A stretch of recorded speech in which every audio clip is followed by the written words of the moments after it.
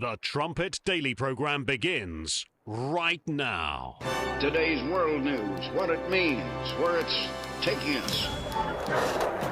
I bring you the one and only possible message of world peace.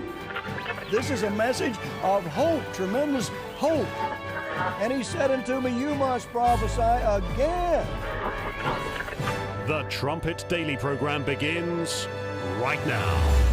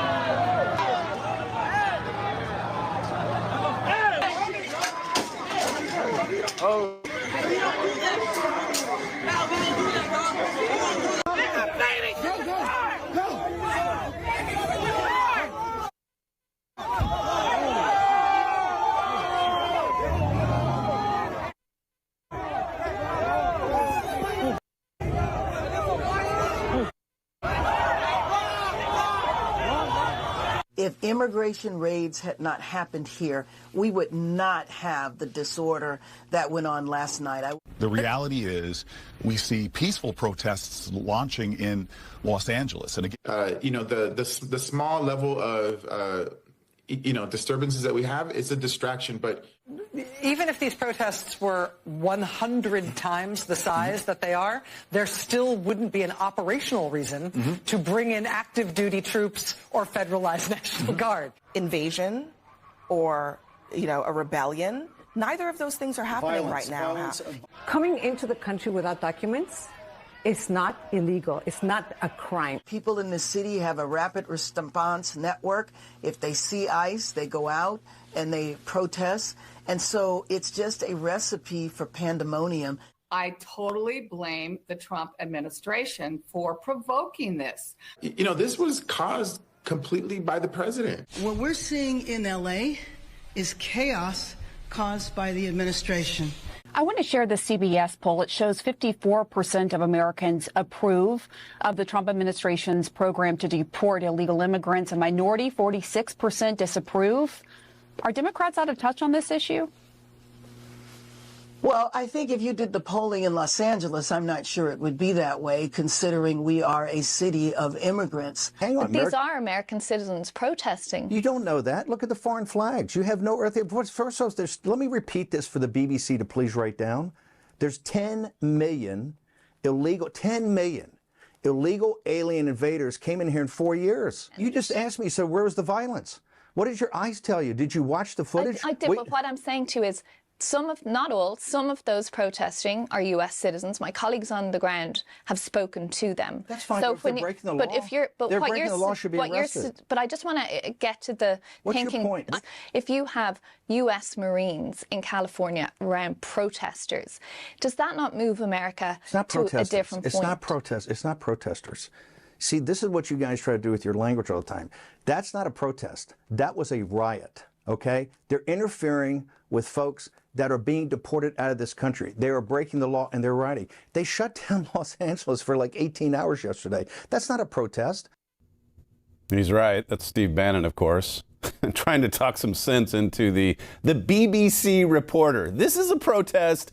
January 6th was an insurrection. Got it. You're listening to Stephen Flurry, and this is the Trumpet Daily.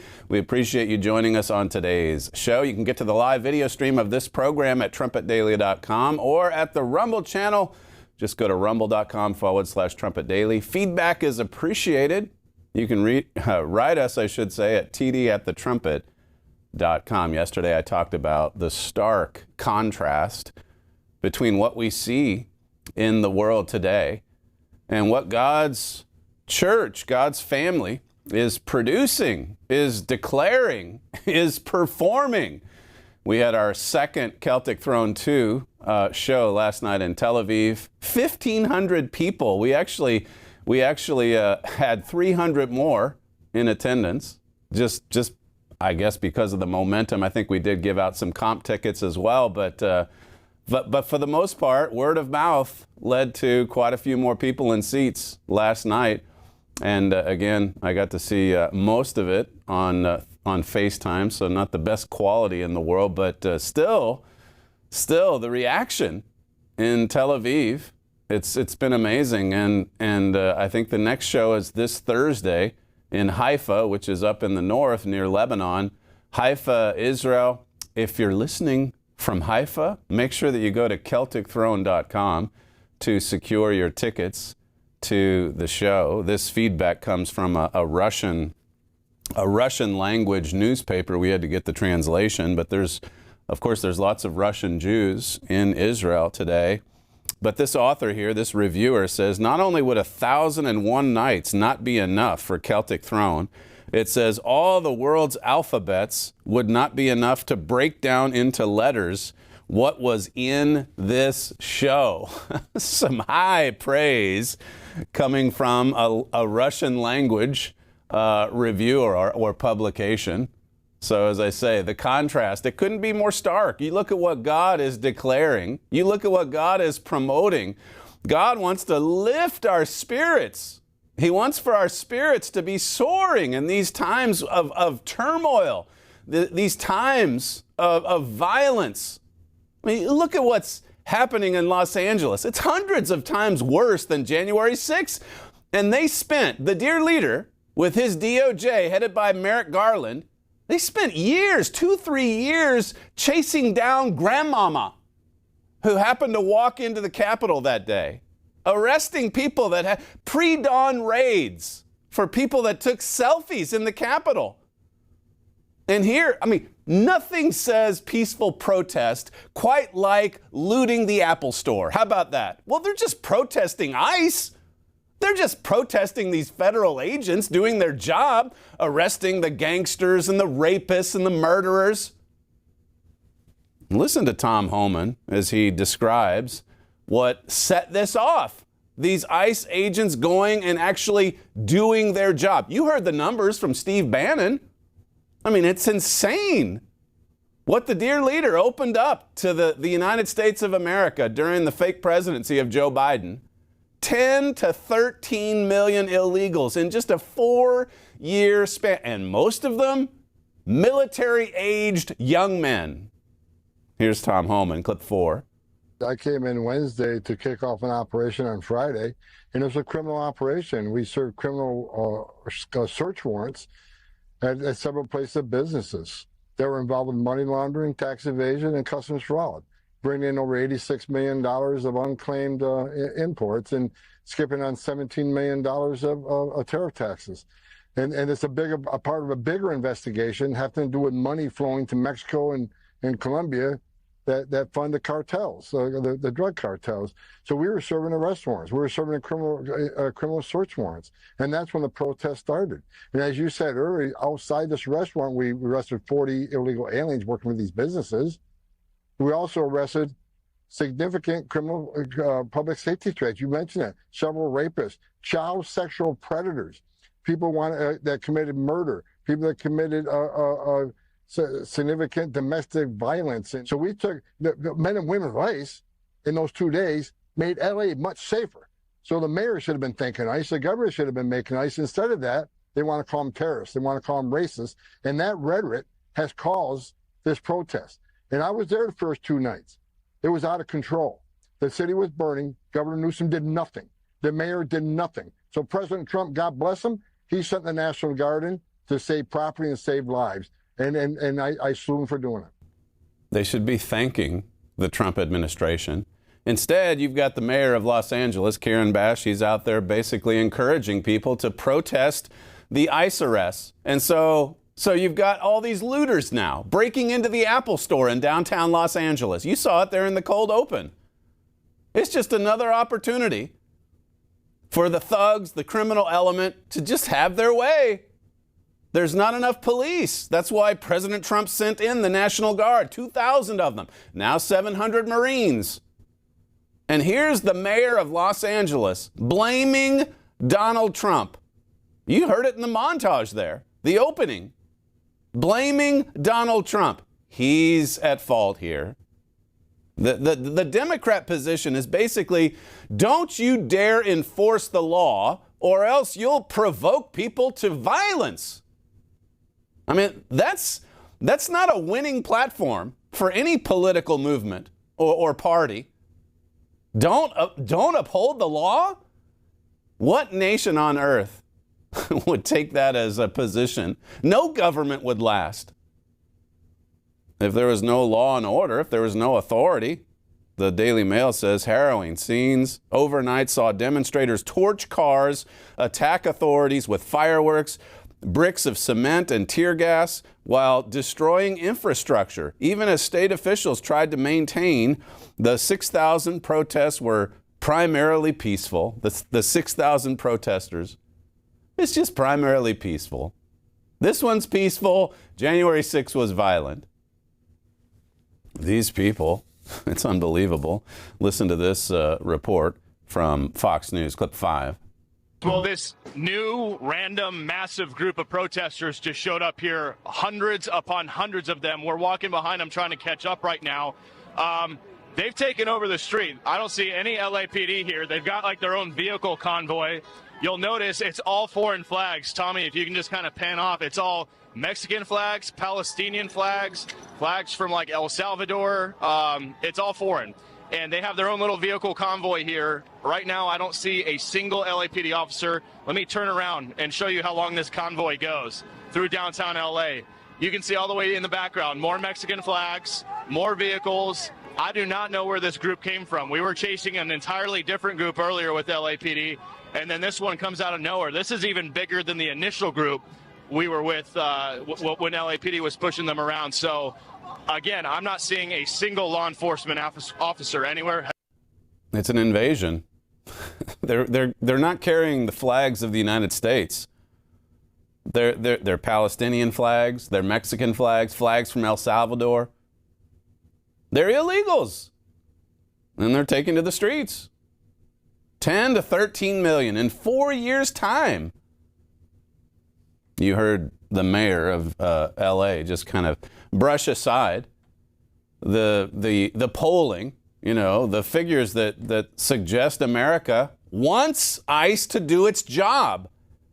And she said, well, if you took that poll in Los Angeles, it would be different because we're a city of immigrants.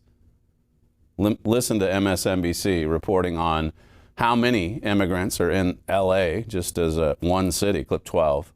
There are more people of color that live in Los Angeles than white people at this point. And many of those people are undocumented. By some counts, 10% of the population of LA County, one of the largest counties, the largest county by population in the United States, is undocumented, maybe as many as 1 million people. Those people are our neighbors, our coworkers, our classmates, our friends, our parishioners, fellow parishioners in churches. They are part of the fabric of the city of Los Angeles. 1 million illegals possibly, and they're part of the fabric. What are we, again, Hosea 13 comes to mind. What are we doing to ourselves?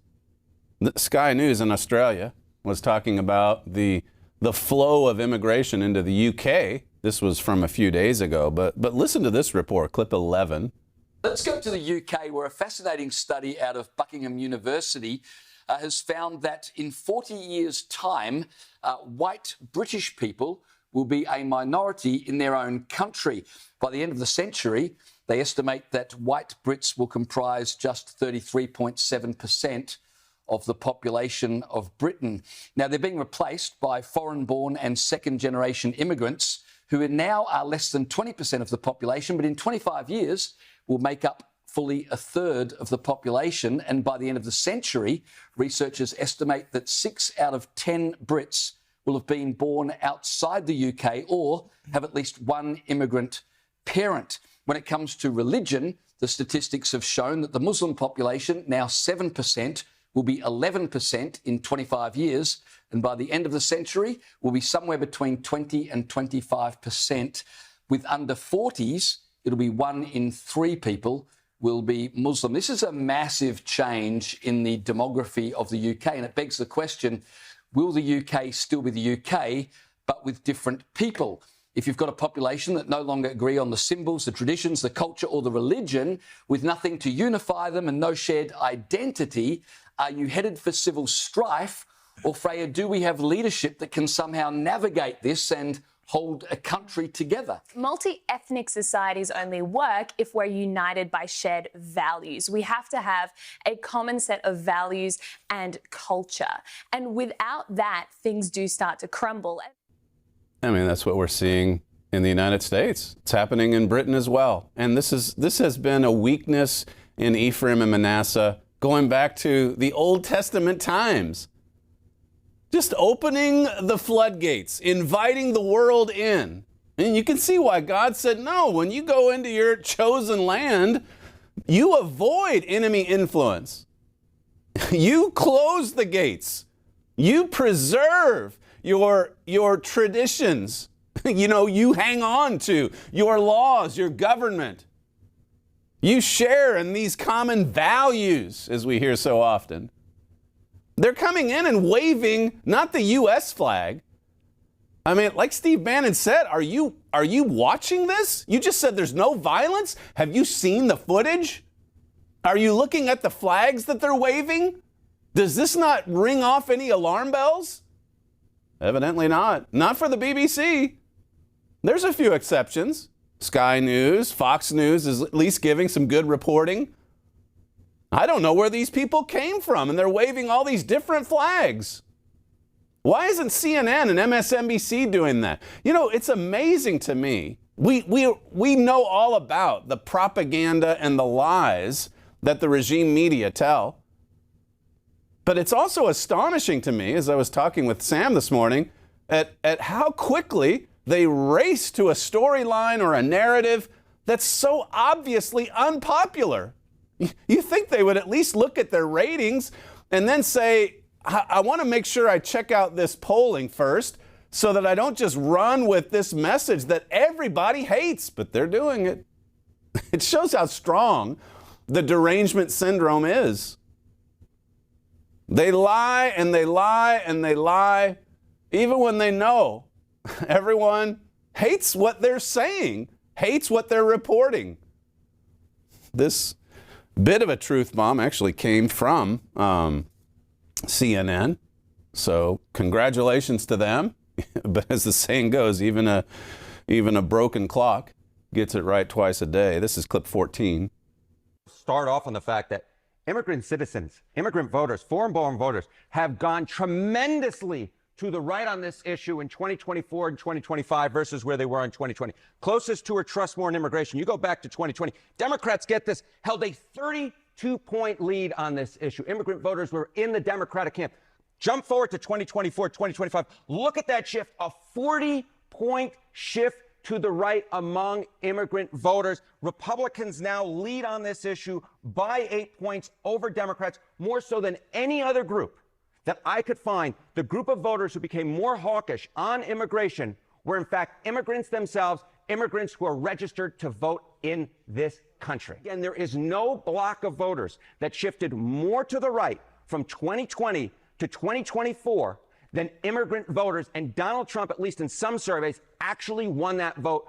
How immigrant citizens, voters, feel about people in the country illegally. Yeah, and this is where it all kind of comes together, Kate Baldwin. Look at this. The net favorable rating, immigrants who are here illegally, among immigrant citizens, again, those registered to vote. In 2020, look at this, plus 23 points on the net favorable rating. But look at where we were in 2024, minus 6 points. Underwater. So immigrant citizens have become increasingly unfavorable in their views of those immigrants who are here illegally. So I think it's so important when we're talking about this debate from a political angle to separate those out who are undocumented immigrants versus those who are here legally and those who are citizens and those who are voters, because that group of voters has felt increasingly distant from those immigrants who are here legally. And so again, when we're talking about this, at least from a political angle, this is why Donald Trump feels so comfortable, because in fact, amongst the group that you would think that would be most opposed to this, in fact, they become increasingly favorable, not just towards Donald Trump, but towards a Republican point of view on immigration and becoming distant from those immigrants who are here illegally. The legal immigrants support Donald Trump and his policies, and they want these ICE raids. They see the country unraveling. I mean, as I say, that's astounding to me that Karen Bass, that Governor Newsom, that some of the other prominent Democrats in D.C., that they don't see this and say, look, we're killing our party. Why would we do this? Instead, they're out there screaming that Donald Trump, he's going to use this as an opportunity to lower the boom, not just on L.A., but the entire country. He's going to become a dictator. He's going to take over. He's going to take over local law enforcement. Listen to this from, I'm not sure which channel this was on, but this is clip 17. So play this out for me, because the moment that happens, if the president does decide that he's going to invoke the Insurrection Act so that he can bring the Marines in or whatever it is he wants to do, that suddenly affects all of us around the country, because once you have invoked the Insurrection Act, it's not the Insurrection Act for Los Angeles, it's the Insurrection Act. Yes, it is, and there's all kinds of talk about like how they were trying to maybe get this act. So I think there's a lot of conspiracy theories about it, back and forth, and you can look at it. Were they trying to figure something out to do this or not? But again, if he wants to use federal, military, active duty military, or federalized National Guard, you have to go through that mechanism. And like you said, it's not just for one area like L.A. It is now the Insurrection Act, and then other things can come into play. So there they are now trying to act like the Insurrection Act has never been used before. And of course it has been. It's been used. I think Eisenhower used it, Lyndon Johnson, the first George Bush. The founders, they understood that at times you need to crack down on mobs, on insurrections. So you have an Insurrection Act for that very purpose. Now, all of that said, not that I want to play into the Democrat narrative here, but, we've been following closely Donald Trump's second term, and just the fact that in the Bible it speaks of him as having king-like powers. I mean, given the support that he has, even from immigrants, legal immigrants, you can see where this crackdown on all of this violence and mayhem would in fact give Donald Trump more power. I mean, this is astounding to see this play out. How many prophecies are being fulfilled right at once? In some ways, I mean, we used to talk about Barack Obama and just how he lusted for so much power, and he wanted federal oversight over all of law enforcement, local law enforcement. And at the time, we were telling you how dangerous that was. But then here comes Jeroboam, here comes Donald Trump, and basically you have the feds coming to the rescue because local law enforcement can't handle the violence. I mean, it's been going on for 4 days. They're smashing cars, they're burning them up, and it's not people turning out to have fun as they watch cars burn. They're looting the Apple Store.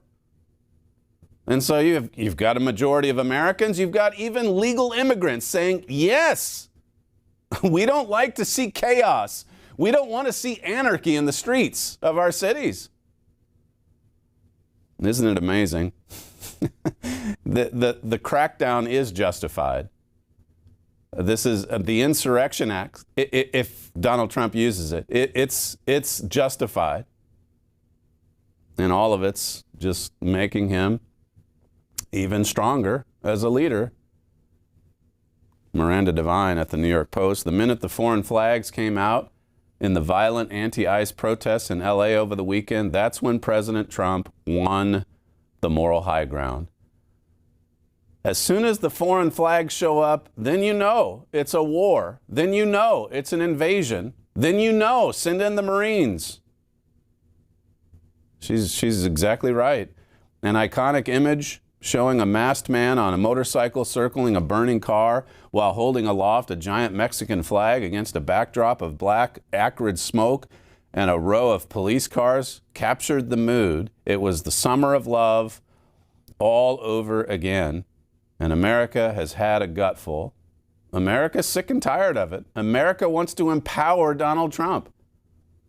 America wants him to have king-like powers so that he can lower the boom on this chaos, this violence, this looting, this burning.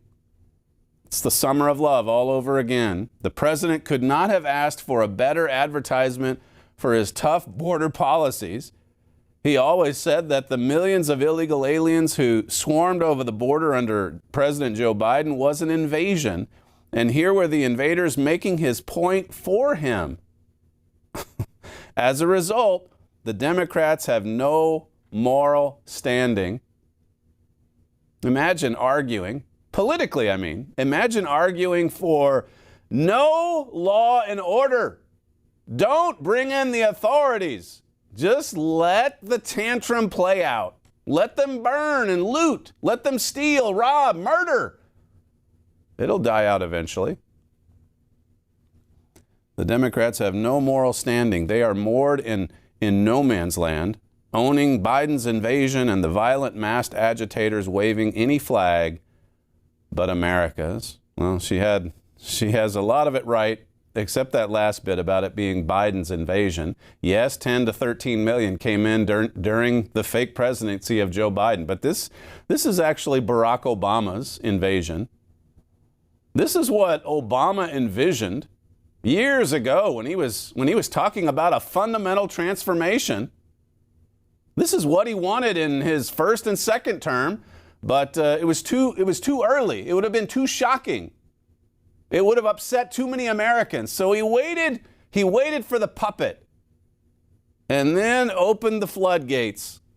And now they're everywhere. All these military-aged men who are taking to the streets, waving foreign flags. It's Obama's invasion. But because he's been silenced, God did that, you don't see Obama. I mean, this is another fulfilled prophecy. It's stunning, really, to see what God has done. Now, God also says there is going to be civil war in America before this is all said and done, and we're getting a little preview of it right now. And yet at the same time, you've got Mark Leibovich over at The Atlantic asking, where is Barack Obama? Where is he? Well, the short answer, Mr. Leibovich, is that he's been silenced. And we'll go through that article at The Atlantic when we come back. We also have, I didn't get to WorldWatch on Friday's program. Then I forgot about it yesterday.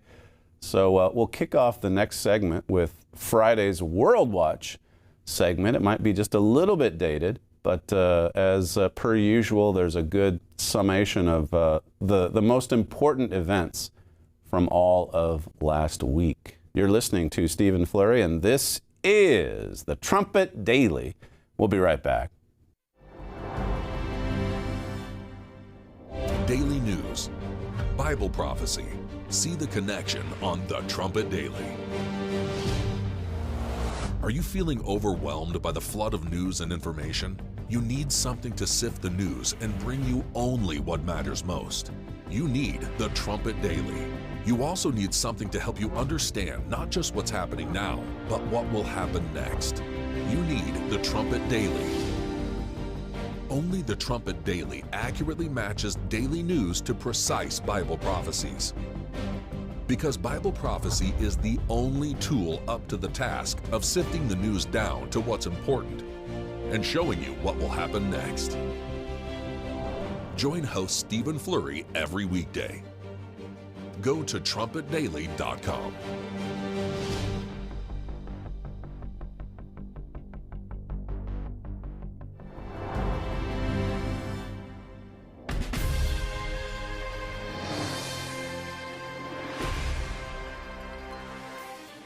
As pressure from U.S. tariffs mounts, Chinese General Secretary Xi Jinping is working to extend China's influence and boost trade in Latin America, the Epoch Times reported on May 27th. On May 14th, China persuaded Colombia to join its Belt and Road Initiative, an extensive infrastructure building project aimed at making the world more dependent on China. 2/3 of Latin American countries have joined the initiative. Throughout May, China has hosted a series of meetings for a forum of Latin American and Caribbean leaders. Xi announced that China would extend a credit line of $9.2 billion to Latin American and Caribbean countries in the Chinese currency. Xi has also enacted a plan for China to significantly increase its imports from Brazil and Colombia and increase state investments in both nations. Starting on June 1st, Beijing will allow for one-year visa-free entry into China for the nationals of Argentina, Brazil, Chile, Peru, and Uruguay. This recent charm offensive continues years of Chinese efforts to boost influence over Latin America. In several of the region's countries, such as Brazil, Peru, and Chile, China has overtaken the United States as their largest trading partner. As China gains more influence and power over the nations of Latin America, it is laying the groundwork for an anti-American alliance. To understand where these events are leading, read Trumpet Editor-in-Chief Gerald Flurry's article, "America is Being Besieged Economically." India is purchasing record volumes of Russian oil, on track to reach the highest level in 10 months in May, Bloomberg reported on May 21st. Imports of Russian oil to India amount to nearly 1.8 million barrels daily.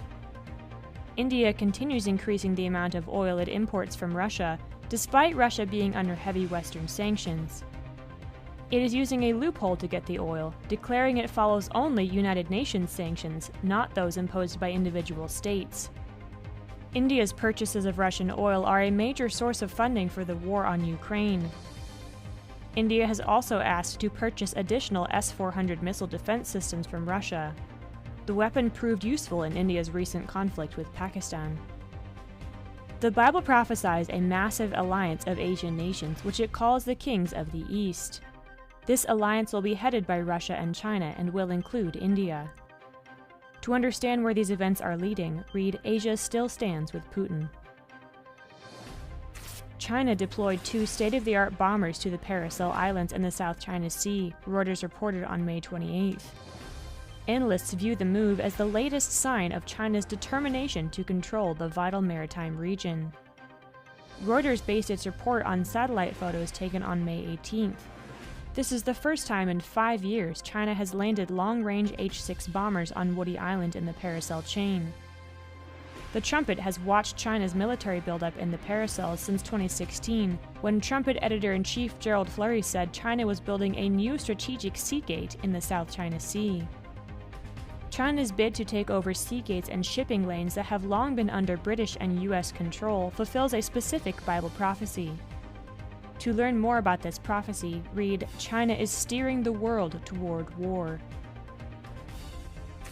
To learn more about current world news and how it relates to Bible prophecy, please visit thetrumpet.com. That's the website, thetrumpet.com. And of course, if you'd like the magazine version of that every month, sent to your mailbox at no cost or obligation, you can also request a 1-year subscription, a free 1-year subscription at the website, or by calling our 800 number, 1-866-930-3024. So this story at the Atlantic, they're wondering, where is Barack Obama? I mean, for all those years that everyone swooned, it was as if he was omnipotent. Barack Obama, the dear leader, running the country. Even during the first term of Donald Trump, I mean, he ran the deep state. All those investigations and impeachments, Obama was behind all that. And now we're seeing Obama's foot soldiers in Los Angeles at the moment, waving foreign flags, just as Obama envisioned. Invite the world in. Now, in this article, you still have, even though Obama's gone, I mean, they're still gushing over him over at the Atlantic. He's like a god to them. The article talks about, though, how the silver-tongued Obama, he just can't seem to say the right things anymore. He doesn't have the same mojo. He doesn't have the kind of power and influence that he once did. Well, who told you about that? God intervening to silence him, to remove him. That has happened. That's fulfilled prophecy. I'll play you the receipts in just a moment, at least from our publications, from what we've said over the years. But for these people, they see Trump as Hitler. And we've got to resist Hitler. And they're clamoring for Obama to lead the way. They want Trump versus Obama. Well, that's what we had from 2008 to, what would it be? 2016 to 2024, Trump's first term, the fake presidency with Biden. That was 8 years of Trump versus Obama. But then last year, God just brushed him aside and said, okay, that's enough. Amos 7 needs to be fulfilled. The focus is going to be on Jeroboam. And so now you've got the Atlantic asking, where is Barack Obama? How could someone that the media worshipped for years, 15, 16 years, they worshipped him. And now they're calling for him, but he's not answering. It says here, in normal times, no one would deny Obama these diversions. He performed the world's most stressful job for 8 years, served his country, made his history, and deserved to kick back and do the usual ex-president things, start a foundation, etc., etc. But the inevitable Trump-era counterpoint is that these are not normal times.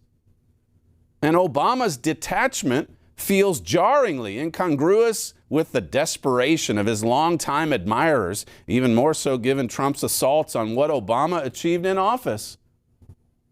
Trump's going after. He's going after Obama's policies. He's rolling them back.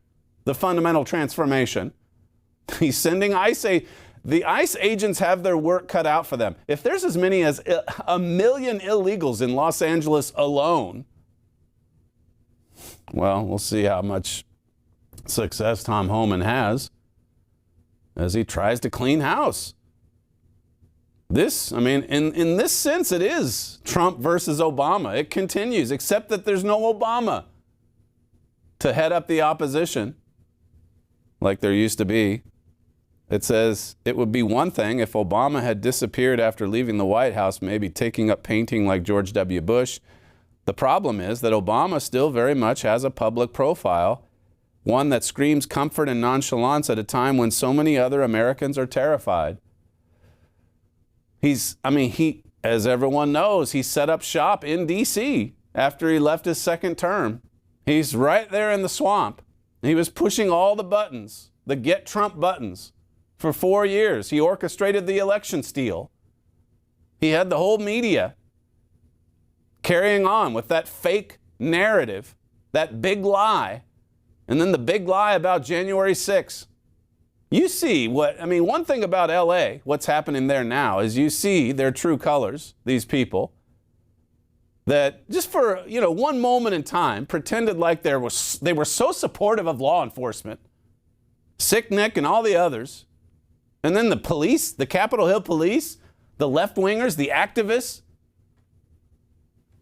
You think of, what's the guy's name? Kinzinger, just bawling like a little baby.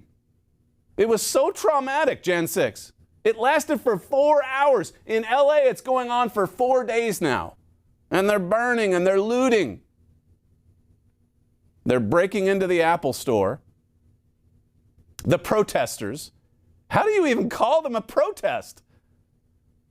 The BBC has no problem doing that. Obama has gone silent. This Atlantic piece says Obama's conspicuous scarcity while Trump inflicts such damage isn't just a bad look. It's a dereliction of the message that he built his career on. He's always been engaged. He's always been out rallying the troops. And now all of a sudden he's disengaged. He's gone silent. Why? Well, this is what makes our program and the Trumpet.com just utterly unique among all broadcasts. Because we bring God into center stage. God silenced him. We played this montage before. This is of my father going back years even, talking about how that God would eventually do this. And now you see headlines like this at The Atlantic. Where is Barack Obama? Play clip 23. And that's the two terms, presidential terms of Barack Obama. And now you can add to that his ruling of Mr. Biden, his ruling over him once again. But that isn't going to last very long, I do believe. He's getting too much power, and God is going to have to do something, and I think he's already started moving things, and the tide is turning. You would think, well, maybe God would have to, in some way, remove Barack Obama before we could ever have enough peace to bring Trump back to his job. But you can imagine if he's out of the way, maybe he'd lose his power just by Satan passing on to another Antiochus, helping Jeroboam. You could see that the Supreme Court and other authorities like that would not be so fearful if something like that were to happen, but it is getting to be where it seems like God is going to have to do something rather dramatic to straighten things out and get Trump back to his job. So we'll have to see how things go there, but I think he has to be removed. I wrote in America Under Attack that he's talking about the Antiochus, but God doesn't mention the Antiochus. Why is that? He doesn't mention him here, and yet that's exactly the one he's talking about, and the reason he didn't use Antiochus is because he's beginning to silence Antiochus, and it is changing before our eyes. And you can see that in the news. He's setting out to blot out the name of Israel. And now God is giving him a taste of his own evil. He's blotting out what he has and the power he has. So he's in the process of silencing this political Antiochus. He is totally out of it. He is going down fast. And you can see it.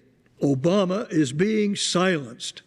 He's not all the way there, but in the end of all this, he's going to be, this verse, he really is going to be totally silenced.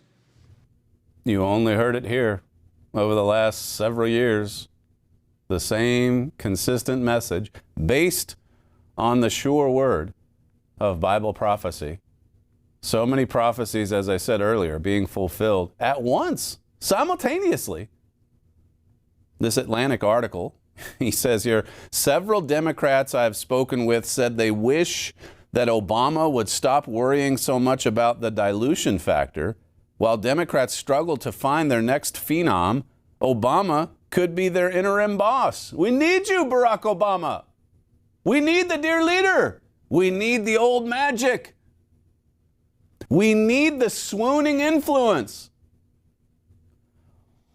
It says here, he could engage regularly, pointing out Trump's latest abuses. Yes, it might trigger Trump and create more attention than Obama evidently wants, but Trump has shown that ubiquity can be a superpower, just as Biden showed that obscurity can be ruinous. People would notice. Fascinating times that we're living through. Few things, it says, few things would fire up Democrats like a head-to-head matchup between Trump and Obama. If nothing else, it would be fun to contemplate while Democrats keep casting about for their long-delayed future. The party needs new rising stars, and they need the room to figure out how to meet this moment, just like Obama figured out how to meet the moment 20 years ago, says Jon Favreau, the co-host of Pod Save America. That's one of Obama's former speechwriters. Unless, of course, Trump tries to run for a third term, in which case I'll be begging Obama to come out of retirement. Favreau says, well, I'll leave him alone, Obama, if he wants his if he wants his alone time. But, I mean, we're going up against a lot in Trump. We got to resist Trump. We've got to stop Trump. I mean, this is an incredible fulfillment of Bible prophecy. The LA riots, that's a perfect opportunity for Obama to trigger or start a civil war. He's always wanted it. That was sort of the last act of the communist infiltration, to overturn the government, an actual insurrection. And yet, at this critical juncture, Obama's gone missing. Obama's silent. And even many prominent Democrats say that they wish Obama would come back. But he won't. Why? Well, because God saw to it that he was removed, that he got a taste of his own medicine. He has been blotted out. And that is a fulfillment of prophecy. This other article, I think Sam might have gone through it a couple weeks ago, but it's from NBC, where it talks about these former Obama people that came forward last summer to help the Kamala Harris campaign after the fraud that was Joe Biden was fully exposed in that debate. And they contacted one Obama guy who said, no thanks. And then another guy who said, okay, I'll help Kamala. And then he was warned, if you lose, you're going to be seen as a loser. I mean, as it is, Obama and his people, they've been batting 1,000. So why would you take a risk and get behind Kamala Harris? It says here, well, let me just back up. While many Democrats still admire Pluff's successes, the harsh words punctuated a growing sentiment. He's the one that helped Kamala and then got some flack because of it. A growing sentiment across a party searching for a path forward. Team Obama's bloom may be falling off the rose. This is The Atlantic and this is NBC pointing out what we've said for years. The bloom has fallen off the rose. More Democrats are openly criticizing Obama strategists and consultants who were long treated as the high priests of their party's policies. What happened? Even the Obama acolytes, they're being criticized. It says here, going forward, it could mark a clean slate for a party whose course for nearly 2 decades cascaded from decisions Obama had made. For 2 decades, he was running the show. And then suddenly, he's gone. And then suddenly, even his own people, the Democrat Party, there's like they're writing in The Atlantic. Well, where's Obama? I think Jesse Waters commented on this NBC piece a week or 2 ago. Play clip 22. But Musk says Trump's just not the same guy. He's asking, was he replaced by a body double? And now Elon thinks Trump should be impeached. He wants to doge Trump. And he says the Trump tariffs will cause a recession. This is not how I thought today would go. None of this is about Elon, Trump says. Quote, I don't mind Elon turning against me, but he should have done so months ago. This is one of the greatest bills ever presented to Congress. I didn't create this mess. I'm just here to fix it.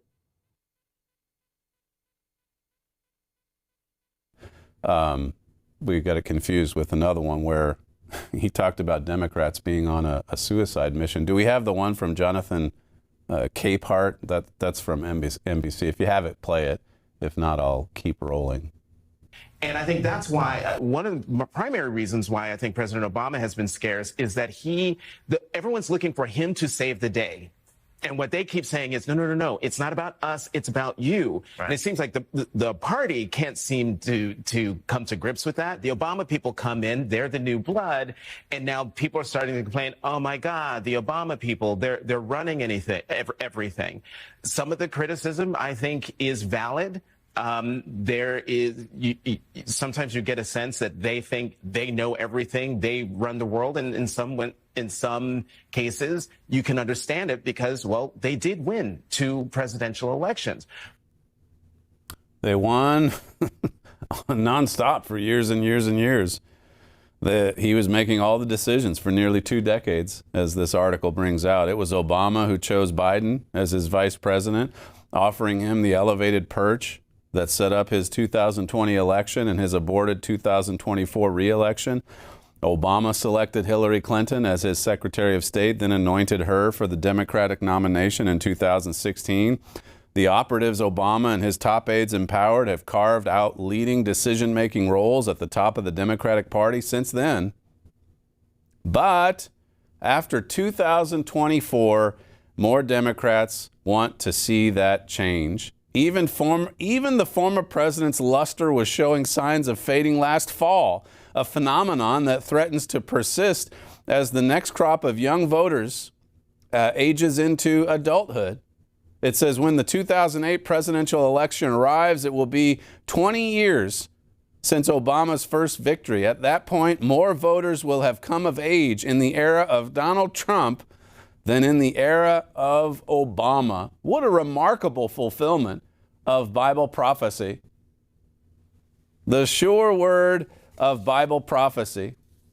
This article concludes, it's time to reevaluate the use of consultants and bring in new forward-looking people, says one commentator. The old Obama playbook no longer works. It's Donald Trump that now has the power, king-like power. In some ways, it's Donald Trump that has many of his supporters swooning, almost like Obama's. He can do no wrong. Now, there's some division on the big, beautiful bill and a few other things, I suppose, but he's got a lot of support. I mean, you've got Mike Johnson, the Speaker of the House, talking about how beautiful the beautiful bill is. They're raving about it. Now, there's some senators that are throwing up some brakes because they don't like all the spending, as they should. $2 trillion in debt every year. $8 trillion added to the debt under Biden, and now $8 trillion is about to be added to the debt. Perhaps more if they keep spending more. $8 trillion more during the Trump years. This is from America Under Attack, just coming back to Obama. He's commenting here, my father is, about Amos 7 and the fact that Antiochus disappears. He's not in that prophecy. You've got Jeroboam, you've got Amaziah, a religious figure, consulting with Jeroboam, and then you've got God's servant. They're all central to that story in Amos 7. What happened to the political Antiochus, though, my father says?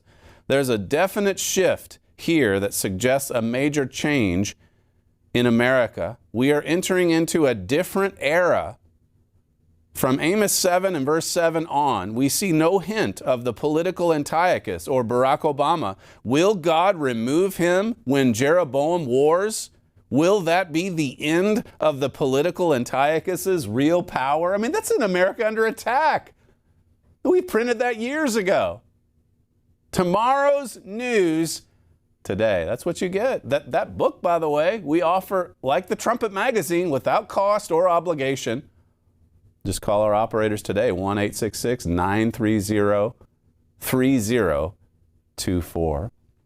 That's all we have time for on today's show, the fastest moving hour in broadcasting. You're listening to Stephen Flurry, and this is the Trumpet Daily. We thank you for joining us on today's show, and we'll see you again tomorrow.